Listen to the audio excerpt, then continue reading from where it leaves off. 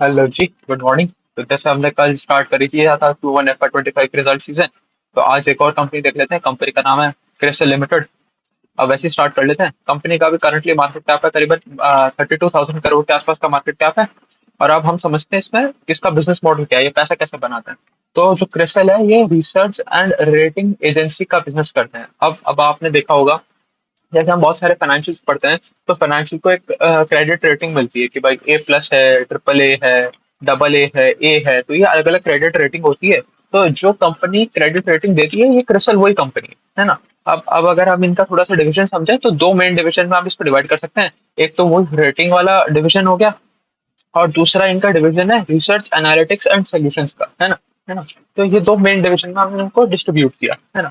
अगर हम देखें तो अब इस रेटिंग का फायदा नुकसान क्या होता है और इसका पैसा कौन देता है, ये हम थोड़ा सा समझते हैं।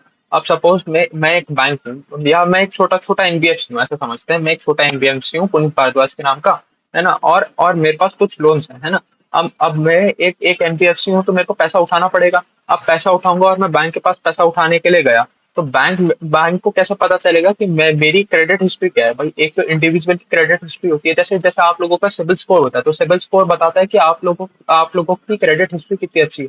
आप कितने लोन्स टाइम पे करते हो, आपकी इनकम क्या है, उसके अगेंस्ट आप कितना लोन लेके चलते हो। जैसे आप अगर आप अपना सिबिल स्कोर देखोगे, उसमें अगर आप अपना जैसे जो वो पूरा जो आपके पास शीट आती है उसको आप चेक करोगे, तो उसमें ये भी लिखा होता है कि सपोज आपका कितना कितना आपका क्रेडिट यूटिलाइजेशन है, कि अगर आपने 1 लाख रुपए की आपकी क्रेडिट कार्ड की लिमिट है तो आप उसको मैक्स आउट कर जाते हो या नहीं कर जाते हो, या हर महीने कितना उसको यूटिलाइज कर लेते हो। तो ये सारी चीजें उसमें लिखी होती हैं। तो उससे एक बैंक को पता चलता है कि आप उसके लिए कितने रिस्की कस्टमर हो। भाई अगर आपका सिबिल स्कोर खराब है तो वो आपको ज्यादा इंटरेस्ट रेट पे लोन देगा। अगर आपका सपोज सिबिल स्कोर बहुत ज्यादा खराब है तो हो सकता है वो आपको लोन देने से मना कर दे। अगर आपको सिबिल स्कोर अच्छा है, 800 के ऊपर है, तो वो आपको कहेगा कि भाई आप अच्छे कस्टमर हो, एक काम करो आप सस्ते रेट पे ही लोन ले लो।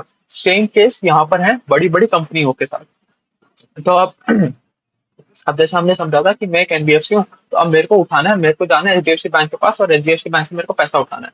तो एचडीएफसी बैंक बोलेगा कि भैया आप अपनी रेटिंग दिखाओ, आपकी रेटिंग क्या है। अब इसमें एक और चीज है, इस बिजनेस में नाम का बहुत बड़ा गेम है। तो जो जो ब्रांड वैल्यू है ना, ब्रांड वैल्यू बहुत ज्यादा इंपॉर्टेंट चीज हो जाती है।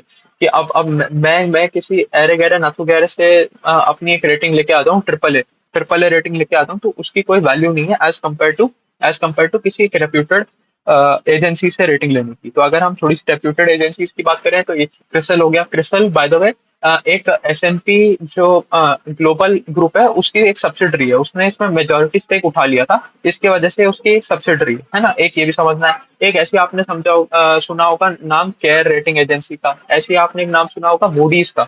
तो ये सारी रेटिंग रेटिंग एजेंसीज हैं, ये अलग अलग कंपनियों को रेटिंग देती हैं और इसके हिसाब से उनकी क्रेडिट कॉस्ट डिसाइड होती है। मतलब उनका इंटरेस्ट रेट डिसाइड होता है ना। तो ये समझ लिया हमने ये रेटिंग बिजनेस में हो क्या रहा है। बट इतनी कहानी हमने रेटिंग बिजनेस में कर ली है, बट इसका इसका जो टोटल ओवरऑल जो इनका रेवेन्यू है उसमें 25% का इनका ये रेटिंग रेटिंग वाले सेगमेंट में से आता है ना। और अगर अगर हम बात करें तो जो ओवरऑल कंपनी का रेवेन्यू ग्रोथ तो आया ही नहीं, मतलब 3.5% का YOY पे कंपनी ने टॉप लाइन ग्रो किया है। और जो पैट है वो तो डिग्रू कर गया 0.3% से, मतलब ऑलमोस्ट फ्लैट पैट था, है ना।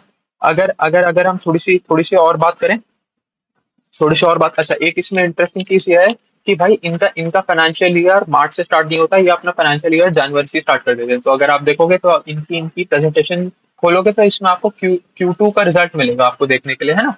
तो ये समझने वाली बात है कि वो S&P इसका पेरेंट हो गया, इस वजह से ये ऐसा है। तो ये लोग अभी Q1 का रिजल्ट नहीं निकाल रहे, अपने Q2 का रिजल्ट निकाल रहे हैं, जो हमारे लिए Q1 है। थोड़ा सा कंफ्यूजिंग है बट ठीक है, समझ के चलना। मोटा मोटी इस ये वाला जो क्वार्टर है ना, इसका रिजल्ट निकला, और इस वाले के रिजल्ट में अगर लास्ट क्वार्टर से कंपेयर करें तो 3.4% का जो टॉप लाइन ग्रोथ था वो आया, और जो पैट था वो ऑलमोस्ट फ्लैट था, है ना। दूसरी एक और चीज थोड़ी सी समझ लेते हैं, है ना। अब क्या है, ये रेटिंग किस चीज को देंगे, रेटिंग ये किस चीज को देंगे भाई। रेटिंग ये दे देंगे किसी एक फर्म को, रेटिंग दे देंगे।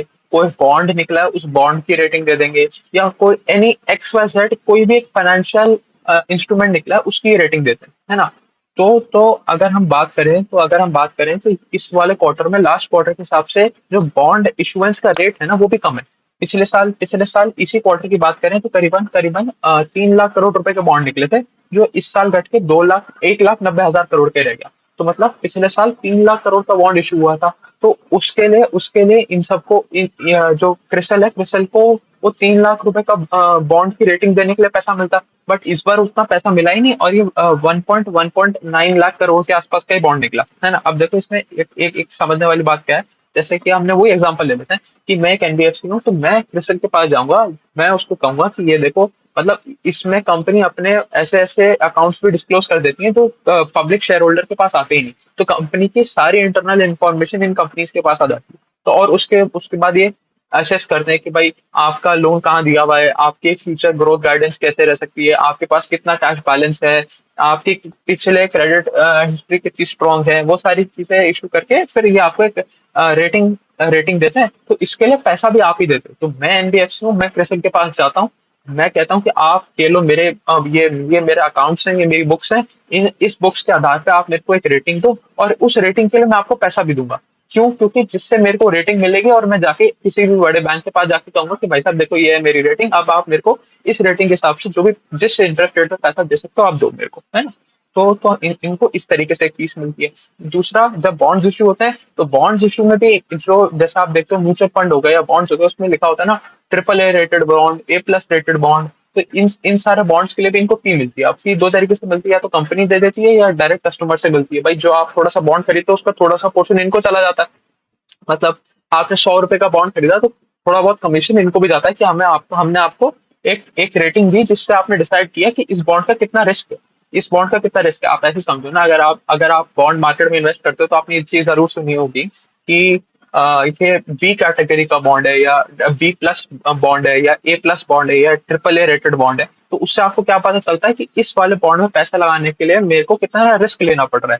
भाई ऑब्वियसली बी कैटेगरी वाला बॉन्ड ज्यादा रिस्की होगा as compare to A category वाला बॉन्ड। तो इस मेट्रिक की वजह से आपकी लाइफ में वैल्यू एडिशन हुआ, आपको सोचने की क्षमता मिली कि भाई कौन से वाले बॉन्ड में मेरे को पैसा लगाना है और मेरा रिस्क टू रिवॉर्ड रेशो क्या है।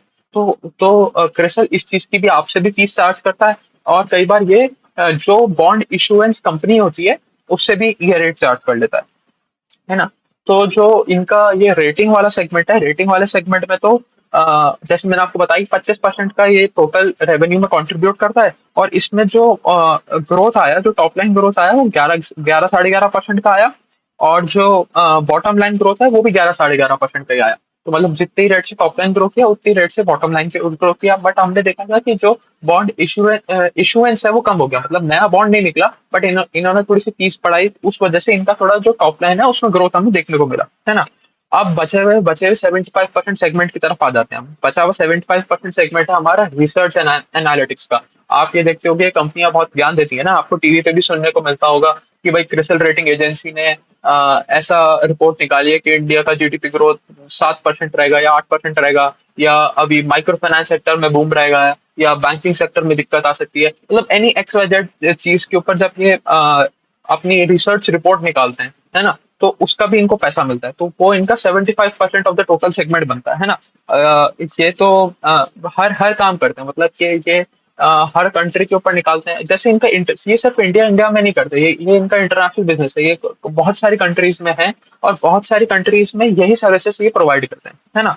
तो जैसे आपने आपने ये भी सुना होगा कि भाई मूडीज ने किसी भी मतलब यूरोपियन कंट्री को डाउनग्रेड कर दिया, अफ्रीकन कंट्री को डाउनग्रेड कर दिया, यूरोपियन कंट्री को अपग्रेड कर दिया। वो सारा यही सारा खेल है कि हमने रेटिंग ऊपर नीचे कर दी, हमने एक नई रिसर्च रिपोर्ट निकाली कि भाई यूएस में इन्फ्लेशन ज्यादा आएगा कम आएगा, जो सीपीआई इन्फ्लेशन है वो कम आएगा ज्यादा आएगा, वो वही सारी चीजें है ना। तो मतलब जो रिसर्च वाला सेगमेंट है वो 75% है, रेटिंग वाला सेगमेंट 25% है। अब देखो, अब मेजोरिटी सेगमेंट तो है रिसर्च वाला, और रिसर्च वाले में कोई ग्रोथ ही नहीं है। अगर मैं आपको रिसर्च वाले में टॉप लाइन ग्रोथ बताऊं तो 0.8% का टॉप लाइन ग्रोथ था, बट पैट 15% पे बढ़ गया, मतलब ऑपरेटिंग लेवरेज मिला। अब ऑपरेटिंग लेवरेज का मतलब अगर हम थोड़ा सा समझे क्या होता है। ऑपरेटिंग लेवरेज मतलब कि आपने आपने उसी 100 रुपए के खर्चे पे, जो आपने सपोज एक 100 रुपए का खर्चा कर दिया आज की डेट में आपने 100 रुपए का खर्चा किया, और उसके बदले आपको 10 रुपए का प्रॉफिट मिला, ठीक है, इस साल। अब नेक्स्ट ईयर क्या है, नेक्स्ट ईयर आपका वही 100 रुपए का खर्चा था, बट इस बार आपका जो प्रॉफिट हुआ वो 150 रुपए का हो गया। मतलब जो एडिशनल रेवेन्यू आपने कमाया वो सीधा जाके जुड़ गया बॉटम लाइन। मैं पता नहीं इसको ढंग से समझा पा रहा हूँ या नहीं समझा पा रहा हूँ, बट मोटा मोटी समझने का यही है कि जो एडिशनल रेवेन्यू हमने क्लॉक किया वो सीधा हमारी जाके बॉटम लाइन में जुड़ गया। इसका मतलब ऑपरेटिंग लेवरेज मिला। और ऑपरेटिंग लेवरेज कैसे पहचान सकते हैं कि भाई जो कंपनी का पैट ग्रोथ हो वो ज्यादा हो उसके टॉप लाइन ग्रोथ से। तो इसमें दो ही चीजें हो सकती हैं, या तो कंपनी को ऑपरेटिंग लेवरेज मिल रहा है या कंपनी अपनी एफिशिएंसी इंप्रूव कर रही है ना। पिछली बार जब लास्ट क्वार्टर का कॉन कॉल हुआ था तो मैनेजमेंट ने कोई गाइडेंस देने से तो साफ मना ही कर दिया था, बोले हमसे गाइडेंस वाइडेंस की तो बात करो ही मत। बट वही बात है कि जैसे इंटरेस्ट रेट कट्स होगा तो ये बॉन्ड मार्केट में देखो जितने ज्यादा बॉन्ड्स इश्यू होंगे, जितने ज्यादा सिस्टम में क्रेडिट बढ़ेगा, जितना ज्यादा लोग जो भी कंपनी है वो क्रेडिट लेना चाहेगी, उतना ज्यादा इनका बिजनेस बढ़ेगा, क्योंकि उतनी ज्यादा ये कंपनियों को क्रेडिट रेटिंग देंगे, उतना ज्यादा बॉन्ड्स इश्यू होंगे। अब सपोज आप एक चीज समझो कि अभी अभी हाई इंटरेस्ट रेट एनवायरनमेंट है। अब हाई इंटरेस्ट रेट एनवायरनमेंट से जब लो इंटरेस्ट रेट एनवायरनमेंट जाएगा तो सबसे अगर आप समझो कि बॉन्ड मार्केट में एकदम से क्रेडिट बढ़ेगा। अब उस क्रेडिट बढ़ने की वजह से इनका काम बढ़ जाएगा। इनको नए बॉन्ड्स पे नए क्रेडिट रेटिंग देनी होगी, नई रिसर्च रिपोर्ट्स निकालनी पड़ेगी। इस सब की वजह से जब साइकिल चेंज होती है ना, चाहे वो अपवर्ड साइकिल हो चाहे वो डाउनवर्ड साइकिल हो, जब भी साइकिल चेंज होगी या तो इंटरेस्ट रेट बढ़ते वाला सिनेरियो या घटते वाला सिनेरियो, इस कंपनी को प्रॉफिट होता है। तो ठीक है, यही था क्रिसल क्रिसल के बारे में। तो हमने समझा ये क्रेडिट रेटिंग एजेंसी है ना। इसी तरह की दो तीन क्रेडिट रेटिंग एजेंसी इंडिया में और भी हैं। केयर रेटिंग शायद लिस्टेड भी है, बट केयर रेटिंग का मार्केट कैप बहुत छोटा है, उसको भी हम कवर करेंगे उसका जब रिजल्ट आएगा। केयर रेटिंग का तो शायद मार्केट कैप 3 साढ़े 3 हजार करोड़ का ही है। ठीक है, तो अभी इतना रखते हैं क्रिसल के बारे में। और जो बाकी कंपनी का अपडेट है वो तो मैं आपको बताता ही रहता हूँ, अभी के लिए इतना ही रखते हैं। चलिए, थैंक यू।